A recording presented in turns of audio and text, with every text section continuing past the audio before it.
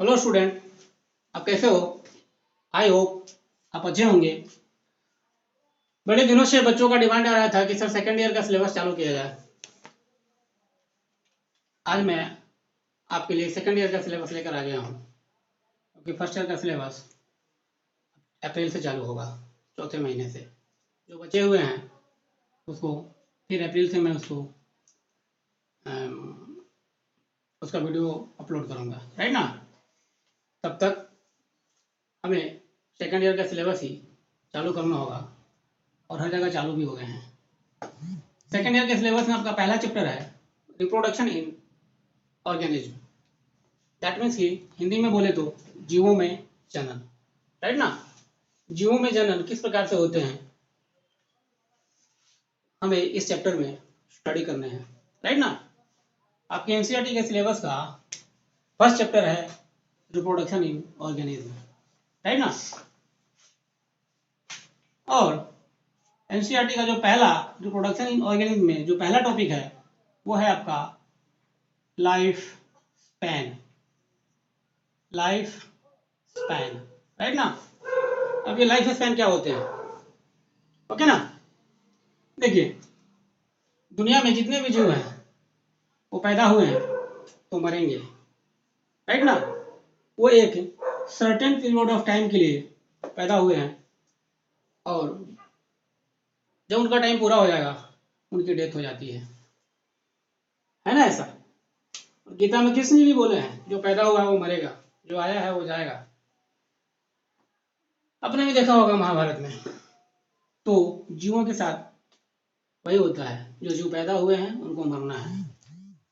हर जीव अपना एक सर्टेन टाइम के लिए इस धरती पे आया है, और वो टाइम को निकालेगा और फिर उनकी डेथ हो जाएगी, राइट ना। तो बस लाइफ स्पैन आपका आपका लाइफ स्पैन यही है। दैट मीन्स कि कोई भी ऑर्गेनिज्म की बर्थ होगी, जन्म होगा, राइट ना। और जन्म होगी, फिर उनका डेथ भी होगा, नेचुरल डेथ। आपके एनसीईआरटी में दिया हुआ है नेचुरल डेथ, राइट ना। प्राकृतिक मृत्यु। नेचुरल डेथ का हिंदी हो जाएगा प्राकृतिक मृत्यु। बहुत लड़के कह रहे थे कि सर हिंदी में लिखा कीजिए, हिंदी में लिखा कीजिए, तो थोड़ा हिंदी भी इसे फेर दे रहे हैं आपके लिए। Birth, natural death.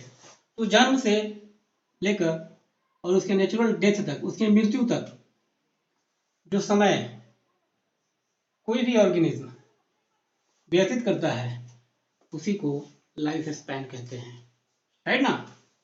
Life span कहते हैं। यानी बर्थ होगा, लाइफ स्पेंड करेगा, फिर उसकी क्या होगी, डेथ हो जाएगी, राइट ना।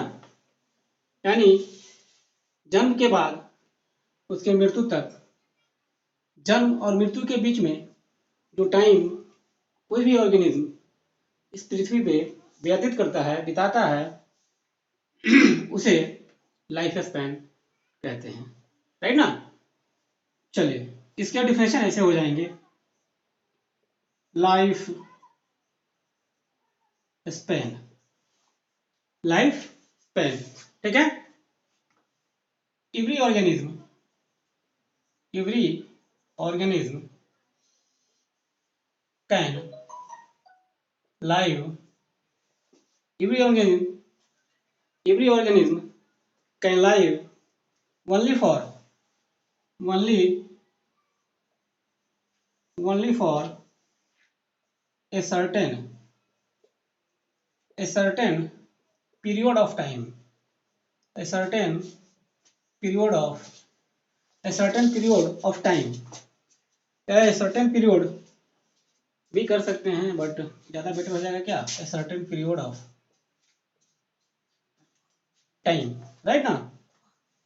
the period the period the period from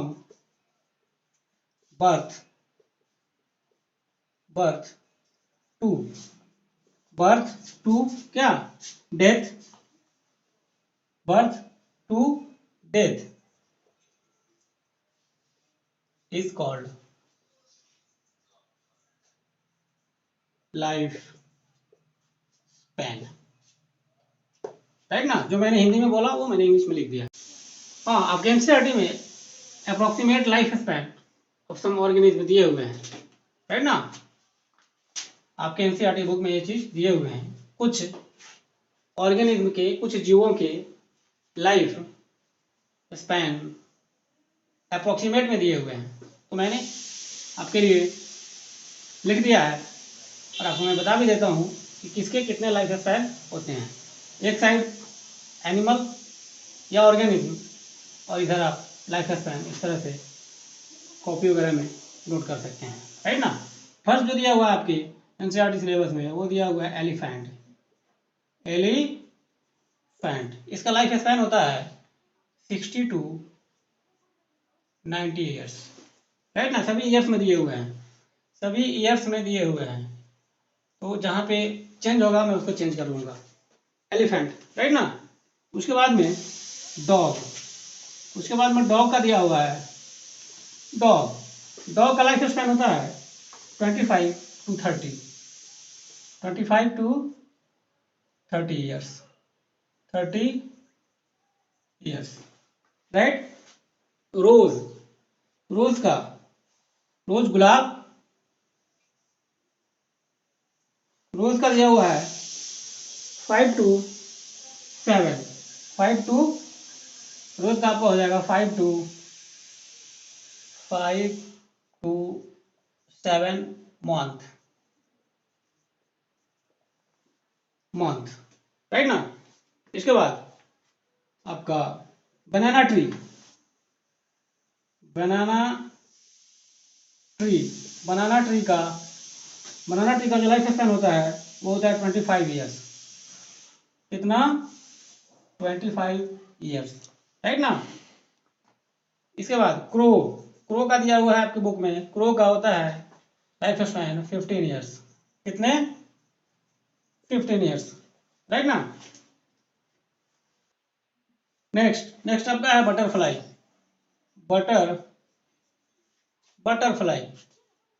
butterfly का लाइफ स्पैन होता है 1 वीक से 2 वीक, राइट ना। 1 वीक to 2 वीक। इसके बाद काऊ, 2 वीक, राइट ना। इसके बाद आपका काऊ का दिया हुआ है आपके बुक में 22 ईयर्स to 25 ईयर्स, राइट ना। काऊ के बाद पैरोट का बहुत लाइफ स्पैन है भाई। पैरोट का बहुत ज़्यादा लाइफ स्पैन होता है, यूँ समझिए बर्ड्स में लगभग सबसे ज़्यादा, यानी इसका 140 ईयर्स, 140 साल एक पैरोट जिंदा रह सकता है, राइट ना।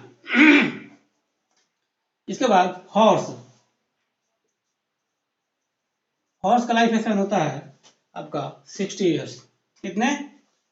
60 ईयर्स। हॉर्स का लाइफ स्पैन होता है 60 ईयर्स, राइट ना।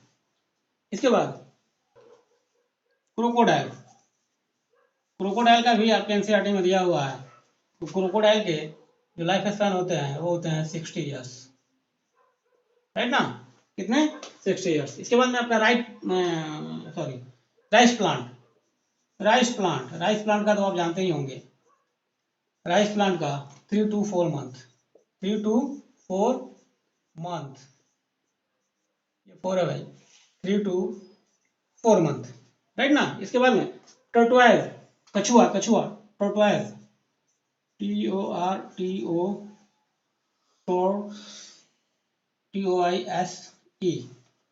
TORTOISE, टर्टोइज का 100 to 150 ईयर्स, राइट ना। यानी कछुआ का जो लाइफ स्पैन होता है 100 वर्ष से 150 वर्ष तक, राइट। और इसके बाद बनियान ट्री, जिसको आप बरगद का पेड़ कहते हैं, राइट ना। इसका सबसे ज्यादा है 200 to 300 ईयर्स। एक बरगद का पेड़ 200 साल से लेकर 300 साल तक रह सकता है, ये आपके एनसीईआरटी में दिए हुए हैं, एनिमल या ऑर्गेनिज्म का लाइफ स्पैन। नेक्स्ट टॉपिक है आपके एनसीईआरटी का life expectancy. Life expectancy, right ना। ये लाइफ एक्सपेक्टेंसी क्या होते हैं वो देखिए। जैसे मान लीजिए किसी भी ऑर्गेनिज्म का, जैसे मान लीजिए मैन है या फ्रॉग है, तो ये लाइफ एक्सपेक्टेंसी जो होते हैं, ये देखा जाता है कि उस मैन में या उस जिस भी जीव में आप देखते हैं कि जैसे आप ले लीजिए मैन का, तो ये देखते हैं कि मैन में कि जो सबसे लंबा समय तक जो मैन इस धरती पे जीवित रहा है, तो उसके किए गए लाइफ स्पैन को हम लाइफ एक्सपेक्टेंसी बोलते हैं, राइट ना। जैसे मान लीजिए कोई फ्रॉग है तो उसमें ये देखते हैं कि फ्रॉग में जो सबसे लंबा जीवन जिया हो उस फ्रॉग का लाइफ एक्सपेक्टेंसी बोलते हैं, राइट ना। अब आप समझ गए होंगे मैं आपको क्या कहना चाह रहा हूं, तो मैं इसको लिख देता हूं। The number of years, the number of years an organism is expected to survive. Organism is expected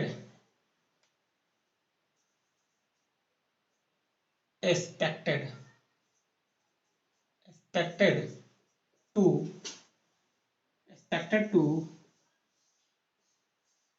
survive, right ना। ये वही बात हो गई, एक्सपेक्टेड होगा ना, एक्सपेक्टेड टू सर्वाइव। जो अभी मैंने हिंदी में बोला वही चीज मैंने आपको अंग्रेजी में लिख दिया। The number of years an organism is expected to survive is called life expectancy, is called life expectancy, right ना। now अब हम आते हैं सीधा आपका रिप्रोडक्शन। रिप्रोडक्शन क्या होते हैं, व्हाट इज रिप्रोडक्शन और what do you mean by reproduction, right ना। जैसा कि आप जानते हैं कि दुनिया का कोई भी जीव, इवन मैन अपने जैसे एक नए बच्चे को जन्म देता है, ठीक है। बच्चे को जन्म देता है और वो बच्चा जिस प्रोसेस से उस बच्चे का जन्म होता है, that's process is called reproduction. जिस प्रोसेस से उस बच्चे का जन्म होता है उस प्रोसेस को जनन कहते हैं, राइट। एक बार और सुनिए ध्यान से। कोई भी जीव दुनिया का अपने जैसे बच्चों को यानी ऑफ स्प्रिंग को क्या करता है, जन्म देता है, राइट ना।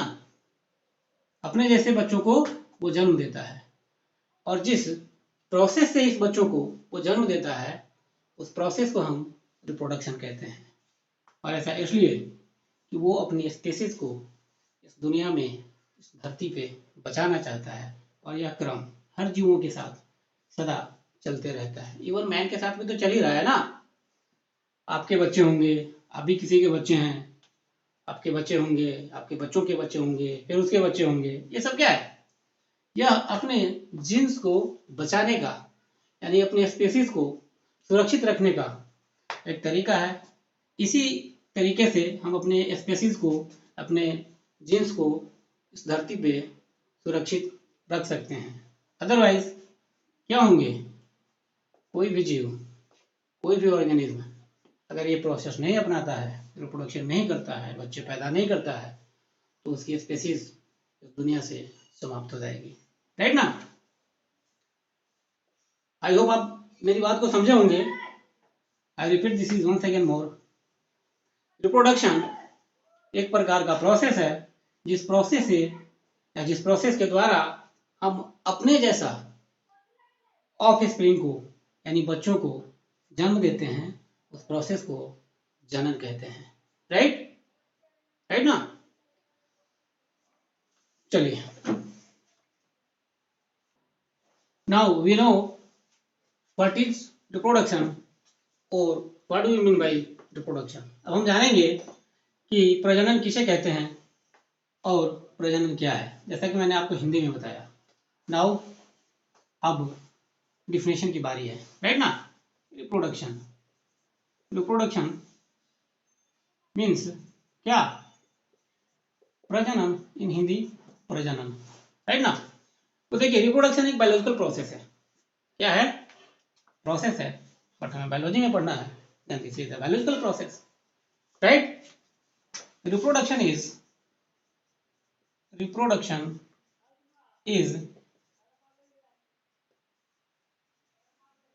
a biological process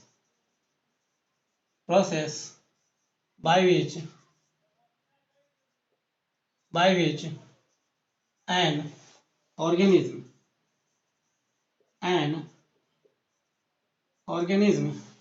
reproduction is a biological process by which an organism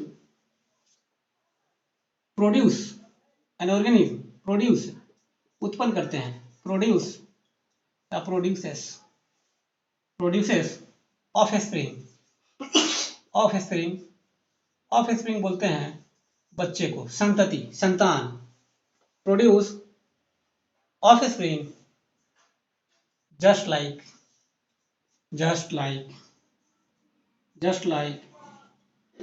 itself, अपने जैसा। राइट ना। रिप्रोडक्शन एक बायोलॉजिकल प्रोसेस है जिसके द्वारा जीव अपने जैसे संतान को जन्म देता है। राइट ना।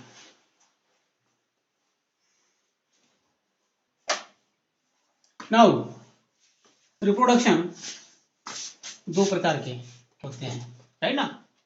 टाइप्स ऑफ रिप्रोडक्शन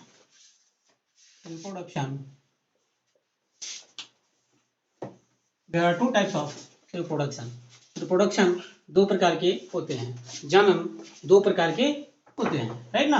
कितने प्रकार के होंगे? जन्म दो प्रकार के होते हैं। First is asexual. राइट ना। बायोलॉजी में मतलब होता है not. Asexual reproduction, right. And first लिख सकते हैं। Now second is sexual reproduction. Right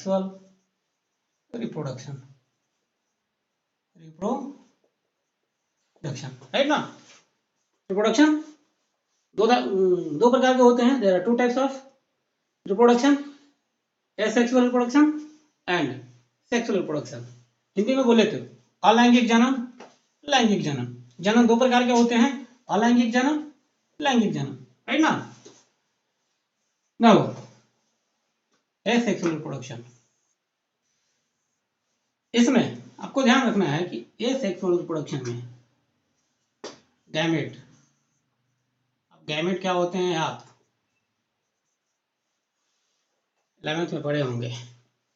gametes never fuse.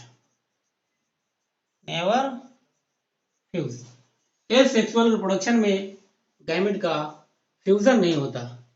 क्या नहीं होता?